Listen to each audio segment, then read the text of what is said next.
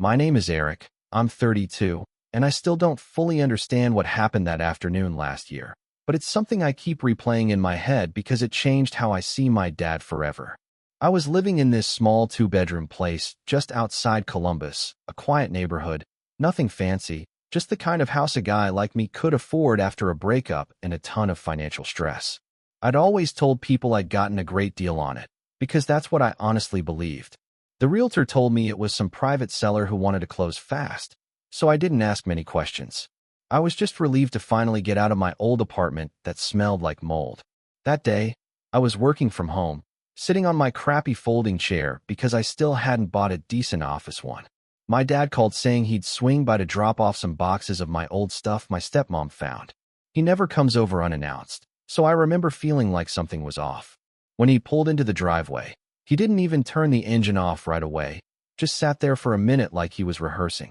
I didn't think much at the time, just figured he was tired from work. When I opened the door, he looked around the living room the way people do when they're about to say something important. I didn't know then, but that was the moment everything shifted. I could tell he wasn't himself, but I didn't push. I should have. Maybe it would have made things easier later. But at the time, I just thought we were about to make small talk and go through dusty boxes of old baseball trophies. He walked in like he owned the place. I didn't think about that detail until way later, and he sat on the armrest of the couch instead of the actual cushion, which he never does. My dad's the kind of guy who always picks the good seat in any room, but that day he acted like he didn't want to settle in. He kept looking at the ceiling and the windows like he was inspecting something. I remember feeling weirdly self-conscious about the mess in the kitchen, like maybe he thought I wasn't taking care of the house properly. He asked how I'd been managing the mortgage, but the way he asked didn't sound like casual curiosity. It sounded like he was checking up on me. I told him I was fine, that the payments weren't killing me, and he just nodded without saying anything. That silence sat heavy. He kept glancing toward the hallway, toward my bedroom, like he wanted to say something but didn't know how. Then he asked if I'd ever checked the county records for the property, which struck me as such a random question. I laughed and said no, because who does that unless they're buying or selling? He didn't laugh back. I swear the whole room got quieter in that moment, like even the fridge stopped humming. He rubbed his face with both hands and muttered something like, "This wasn't how it was supposed to go," but I didn't catch it fully. I remember suddenly feeling like I was about to get bad news, the kind that hits out of nowhere. He finally pulled something out of his jacket, an envelope, folded and worn out like he'd been carrying it around for weeks. He handed it to me without looking me in the eye. Inside was a copy of a deed transfer. My name was on it, but so was his. Not from the time I bought the house. From 2 years earlier. My stomach dropped so hard I felt dizzy. I didn't understand what I was looking at. I kept scanning the paper for errors, thinking maybe it was some scam or mix-up. But then I saw his signature, clear as day. He told me to sit down. I didn't even realize I was still standing until he said it. When I asked what the hell was going on, he took this long breath like he was about to confess a crime. He told me I hadn't actually bought the house the way I thought I did. He said he had purchased it himself months before I ever toured it with the realtor. He said he made a deal with the seller because he wanted to give me a stable place to start over, but didn't want me to know he was helping financially. I remember blurting out something stupid like, "Then why did I sign mortgage papers?" And he said those weren't real mortgage papers. They were payment agreements he made with his own bank account. He had been covering everything, taxes, insurance, repairs, behind my back. My first reaction wasn't even anger. It was embarrassment. Deep, hot embarrassment, the kind that makes your ears burn. I felt stupid, like a kid who couldn't take care of himself. He kept saying he didn't want me feeling dependent, that he knew I wouldn't accept the help if he offered it openly. He thought he was sparing my pride, but hearing it out loud did the opposite. I felt humiliated. I felt small. I kept pacing around the room because sitting still made my skin crawl. I asked him why he thought lying was better than just being honest with me. He said something about how he didn't want me thinking he didn't believe in me. That line pissed me off. If anything, hiding something that massive proved he didn't believe in me at all. He tried to calm me down, but every word he said made me feel like I was being handled, not talked to. I remember pointing at the walls, the floors, everything around us, and realizing I didn't even know who this house belonged to emotionally. It felt like it wasn't mine anymore. Or maybe it never had been. And the messed up part was I couldn't even tell if I was more upset about the lie or the fact that he'd been watching me struggle financially while secretly footing the bill. I told him to give me a minute, stepped outside, and sat on the front steps because I felt like the house itself was suffocating me. I could hear him pacing inside through the open door. My hands were shaking. I remember staring at the lawn, this stupid patchy grass I'd been trying to fix, and thinking none of it mattered because I hadn't earned any of it. When I went back inside, he was standing by the window, looking at the street like he was waiting for someone to rescue him from the conversation. He said he never meant to hurt me. He said he thought he was protecting me. And maybe that was true in his mind, but it felt like control disguised as generosity. I asked him why he chose that house, why he went through a realtor instead of just talking to me directly. He admitted he'd been planning it since the breakup with my ex, watching me crumble and wanting to intervene. That word made something snap in me. I felt like some project he had to fix, not a grown man trying to rebuild his life. He tried handing me the envelope again like it would somehow make everything clearer. All it did was remind me that the house I thought was my fresh start was actually a secret he'd been carrying alone. I didn't sleep that night. I just kept walking around the house like I was seeing it for the first time, touching door frames, opening cabinets, staring at the stupid water stain in the guest room ceiling that I had planned to fix next month. None of it felt like mine anymore. I kept thinking about every moment I had struggled to budget groceries, every overtime shift I'd pulled thinking I was barely keeping up with my mortgage payments. Meanwhile, he'd been quietly covering everything, watching me burn myself out. I felt this mix of anger and betrayal that made it hard to breathe. Around midnight, I sat at the kitchen table and opened that envelope again. The deed transfer, the bank statements, all these documents showing payments I never made. It felt surreal, like finding out your entire life has a hidden layer you weren't invited to see. I kept wondering how long he planned to hide it. Forever? Until he died? Was I supposed to find out from some lawyer someday? I thought about calling him, but I couldn't trust what would come out of my mouth. I didn't want to scream or say something I'd regret, even though part of me felt like he deserved it. I just sat there listening to the hum of the fridge and feeling like the house itself was judging me. The next morning, I called my sister. I didn't even say hello, just asked if she knew anything about Dad and the house. She went quiet, which immediately told me she did. That silence hit harder than anything Dad had said. She finally admitted he'd told her a while back because he needed someone to keep an eye on me, whatever the hell that meant. I felt my chest tighten hearing that. So it wasn't just him lying. It was this whole behind-the-scenes operation where everyone was apparently responsible for monitoring my life except me. I asked why she never said anything. She said she thought he'd eventually tell me himself. Then she added something that made everything worse. He was scared you'd spiral again. That line made me furious. I had a rough year after the breakup, sure, but I wasn't some unhinged mess who needed to be babysat. At least, that's how I saw it. I could feel this buzzing in my ears, like my whole body was rejecting the conversation. I told her I needed space and hung up. The idea that my dad and sister were having private meetings about my life made my stomach turn. I felt like they had built this narrative of me being fragile without ever letting me tell my side. I tried going about my usual routine that day, but everything felt wrong. Making coffee felt wrong. Taking a shower felt wrong. Even sitting on the couch felt like I was trespassing in someone else's space. Around noon, I finally forced myself to leave the house just so I could breathe. I walked around the neighborhood and realized how many decisions I thought were mine were actually shaped by his interference. The realtor he recommended? He already knew her. The great deal I got? He arranged it. The inspection he said he'd help coordinate? Apparently he paid for that too. I felt like an idiot retracing every memory with this new filter of, was that really me? Or was that him? I ended up at this cheap diner I go to sometimes when I need to clear my head. I ordered breakfast even though it was past lunchtime, just because it felt familiar. While eating, I kept replaying his expression when he handed me the envelope. Not guilt, not pride, something in between. It bothered me that I couldn't pin it down. I wondered how long he'd been carrying that look around, waiting for the right moment to drop this bomb. Or if it was an impulse confession that even he didn't plan. By the time I got home, I saw his truck parked across the street. He wasn't knocking or waiting at the door. He was just sitting inside the truck, staring at the house like he was debating whether to come in. That sight made something in me snap. I walked up to the driver's side and knocked on the window. He jumped like I'd startled him. I told him we needed to talk, but I wanted it outside, not in the house. I didn't want to give him the satisfaction of stepping into a place he technically bought. He agreed.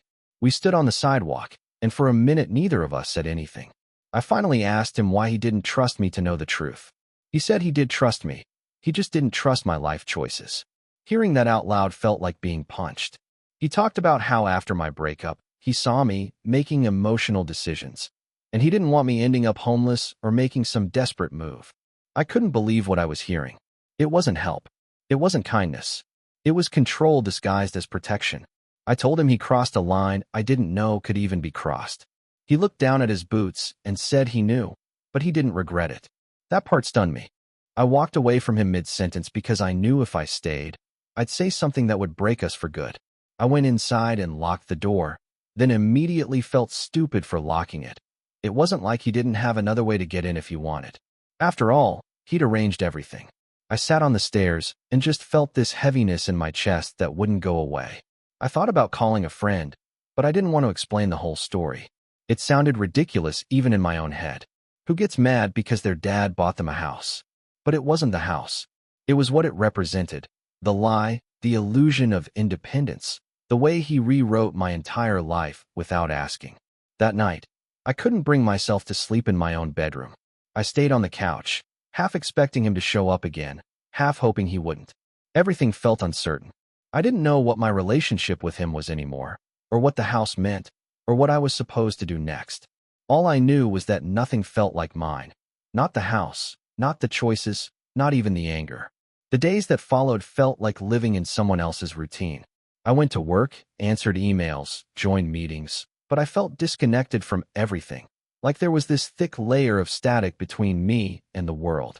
Every time I pulled into the driveway, I'd hesitate before unlocking the door.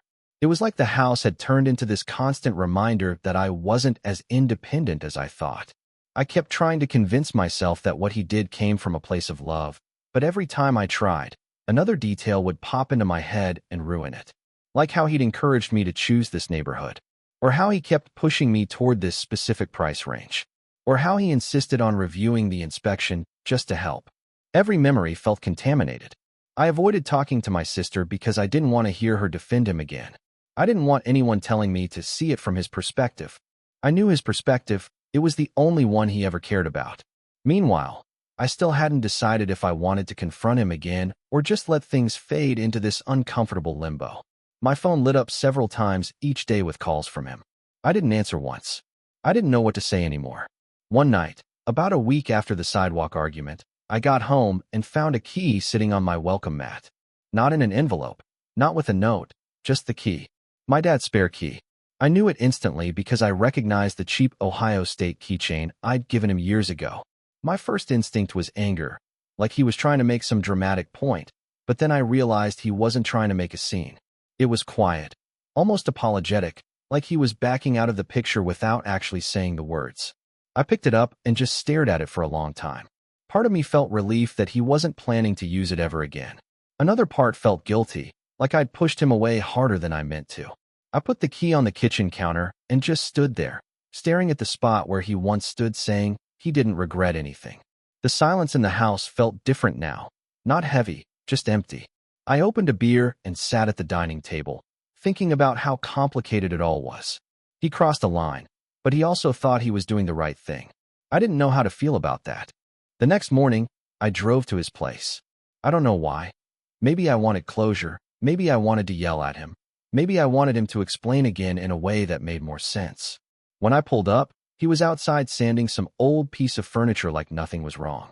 He looked older than usual, like the past week had added years to him. I didn't get out of the car right away.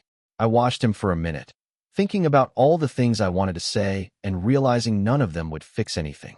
I finally stepped out, and he looked up, surprised but not in a dramatic way, more like he'd been hoping I'd show up eventually. I told him I found the key. He nodded and said he didn't want to make me uncomfortable.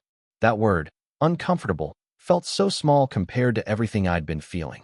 I told him I still didn't understand why he didn't trust me enough to tell me the truth from the start. He said he was afraid I'd reject the help when I needed it most.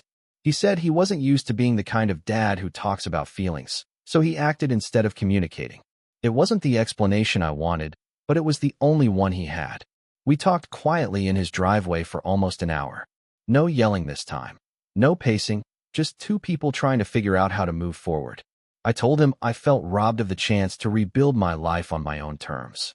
He said he understood that, but he couldn't sit back and watch me crash.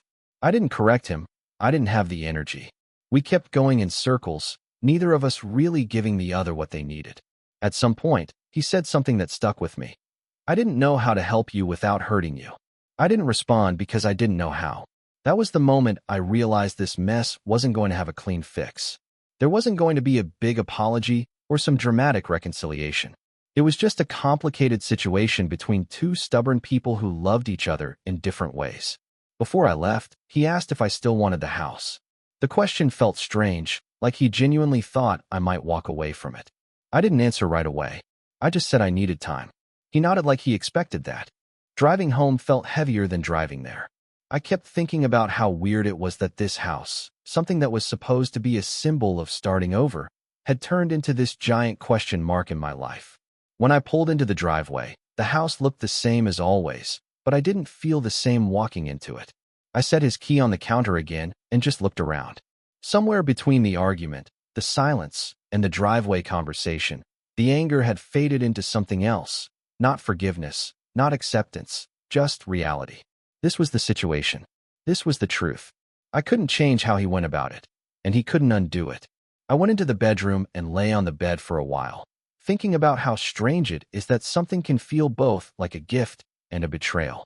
I kept staring at the ceiling, wondering what I was supposed to do with the house, with him, with everything. And the weirdest part? For the first time since he told me the truth, the house didn't feel like it was suffocating me. It just felt like a place full of questions I still didn't have answers for. I tried settling back into my routines after that, but everything still felt slightly shifted, like the furniture had been moved half an inch when I wasn't looking. I kept noticing little things around the house differently. The paint color he picked, the fixtures he approved, even the stupid mailbox he insisted I keep because it looked sturdy.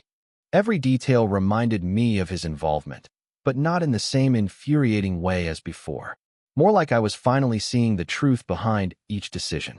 Some days that made me angry, other days it just made me tired. I found myself replaying old memories of my dad, trying to understand whether this controlling streak was always there or if it had grown after the divorce from my mom. Maybe he felt like he failed back then and tried to compensate now. I didn't know. I just knew our relationship had become this tangled mix of good intentions and bad execution. And as much as I hated admitting it, part of me appreciated that he tried, even if he tried the wrong way. The confusion drained me, but it also softened something inside me. Not forgiveness, not yet, but recognition. One afternoon, maybe a month later, I got home and found a small package on my doorstep. No return address, just my name in his handwriting. The handwriting he always used on birthday cards, slightly crooked, like he wrote standing up. I brought it inside, set it on the kitchen counter, and just stared at it for a while. Opening it felt like opening another secret I wasn't sure I wanted. When I finally tore the tape, inside was a small photo album. Not a fancy one, just one of those cheap ones from Walmart. Inside were pictures of me from childhood all the way through my 20s. Stuff I didn't even know he had. Me on my first day of school. Me holding a fish I caught at age 9. Me standing outside my college dorm, pretending I wasn't terrified. Each picture had a little handwritten note next to it. Things like, "You were so proud of yourself here," or "This was the first time you tried something without help." I sat down on the kitchen floor with the album open on my lap, and for the first time since everything happened, I felt something other than anger or confusion. I felt seen. It hit me in that moment that his version of helping wasn't about control for the sake of power. It was about fear. Fear of losing me. Fear of watching me struggle again. Fear of standing on the sidelines the way he did during so many parts of my life when he should have stepped up. Maybe buying the house was his messed up way of overcorrecting. I still didn't agree with it, and I still hated that he'd lied, but the photo album made me realize he hadn't done it to belittle me. He did it because he didn't know any other way to show love. That realization didn't fix everything.